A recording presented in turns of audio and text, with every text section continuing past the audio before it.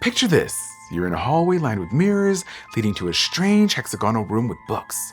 You pass through another mirrored hallway, leading to a room exactly like the first. And another. All with the same number of shelves, same number of books, same number of pages. Except, every book is unique. Somewhere in the stacks is Pedro Páramo and the Spice Girls memoirs. Oh, and everyone poops. But a lot of the books just look like gibberish. So, ¿qué demonios? What the heck is going on? Hi, I'm Curly Velasquez, and this is Crash Course Latin American Literature.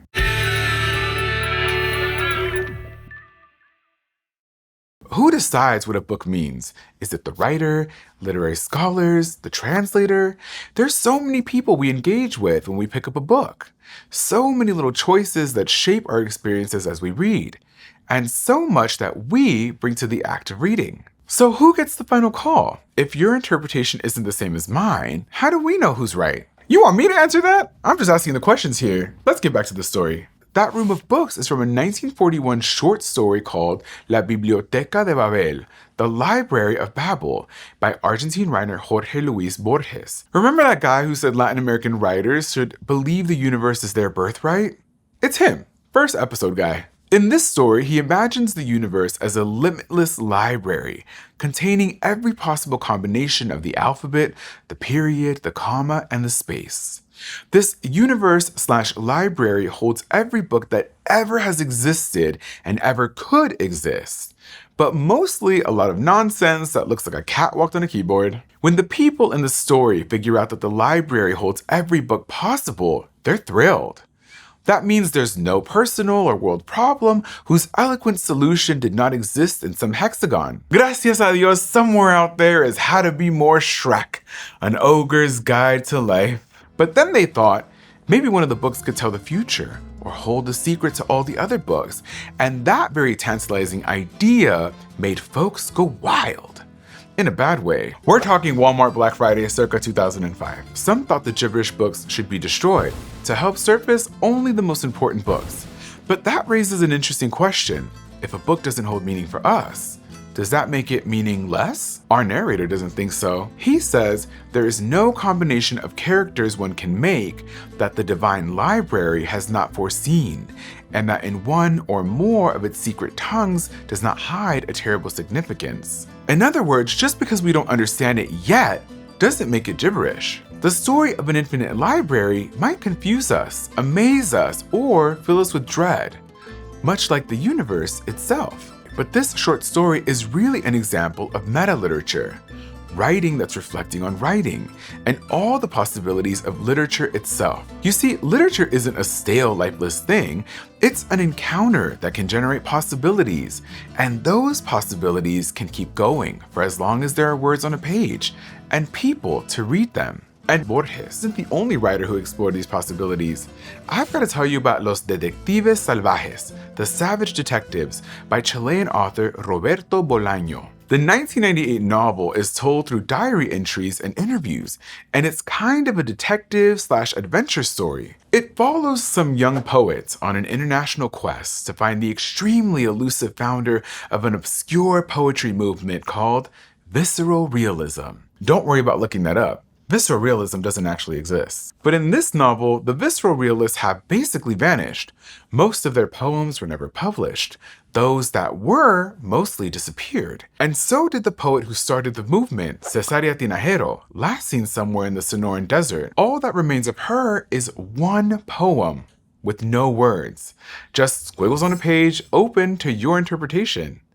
And you might ask, we're supposed to do what with this? Nothing? Anything? Whoa! I feel like I'm in the infinite library again. It's enough to drive you wild, or fill you with dread, or inspire a kind of freedom? Sure, we can hold out hope that a work of literature will just tell us what it means. Just give me the curly notes already, or maybe hear me out. We can open ourselves to the possibility that literature isn't limited to just one meaning. I mean, here we are, decades later, still talking about what Borges' infinite library was all about. A writer doesn't get the final word on their words. Literature remains open to readers' interpretations, and we can bring different lenses to how we think about it. Like, what influences surrounded these words at the time they were written? And what influences are we bringing to them now? Maybe this mysterious visual poem at the end of The Savage Detectives is an invitation from Bolaño to become a detective yourself. Sadly, Bolaño died in 2003 when he was only 50, but his work lives on, to the credit not only of Bolaño, but also of his English translators, Chris Andrews and Natasha Wimmer. And really, it's thanks to translators that this series exists at all, and that people across the world are reading Latin American literature today.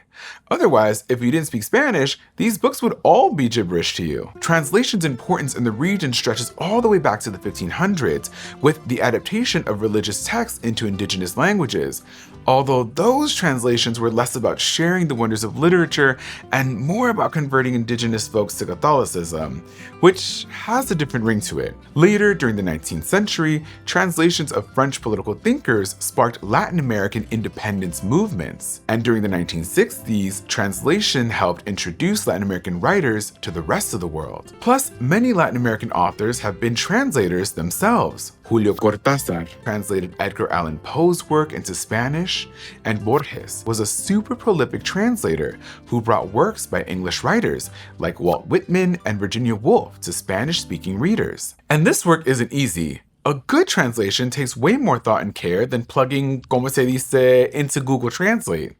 A word can carry different connotations in one language versus another, and often a literal translation just doesn't work. Like el mundo es un pañuelo means roughly the same thing as when English speakers say, it's a small world, but it literally translates to the world is a handkerchief. Now imagine taking a poem or novel that already plays with the meanings and rhythms of words in one language and finding a way to convey that spirit in another.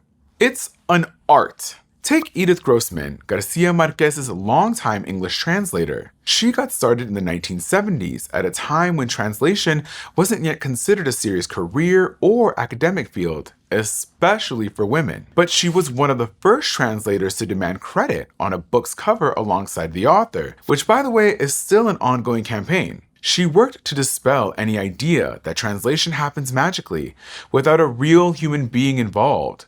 She insisted translators everywhere deserve recognition and respect for their work as a creative act. And she described them as a living bridge between two realms of discourse, two realms of experience, and two sets of readers. Which is a polite way of saying, you'd be lost without me. And as more readers have grown hungry to consume Latin American literature, new voices in translation have emerged. Megan McDowell, for example, is one of the most influential translators around today, responsible for introducing English readers to Samantha Schweblin, Alejandro Zambra, Mariana Enriquez, and many other Latin American voices. And some books, such as Juan Rulfo's novel, Pedro Páramo, are even getting retranslated.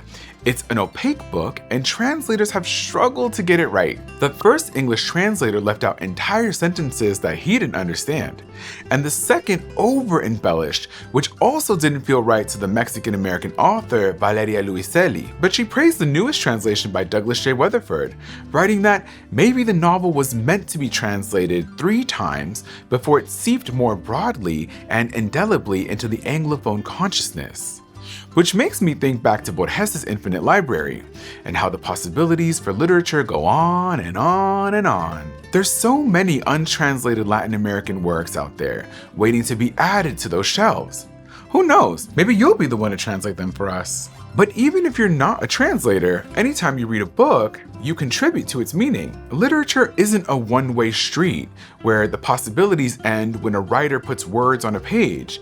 It's a communal act, shaped by translators who read, write, and interpret across languages, filmmakers who reimagine stories, authors who take inspiration from other works, and of course, you, readers who bring their own perspectives. No one can read a book quite like you can. Today, Latin American literature is truly international. Latin American writers are being read all over the world and inspiring new voices to join their own. And you know what? I think Borges was right. The universe was our birthright all along. Thanks to all of you for joining me on this series, and to my fellow Latino-Americanos, keep celebrating the culture. Keep celebrating each other. Our voices matter more than ever. We're changing the world through our words and our ideas. Hasta la próxima. Thanks for watching this, the final episode of Crash Course Latin American Literature, which was filmed at the Carlos Hernandez studio in Indianapolis and was made with the help of all these readers. If you want to help keep Crash Course free for everyone forever, you can join our community on Patreon. Oh, and if you're interested in learning about some of the topics covered in this episode, we pulled together a playlist you can dig into.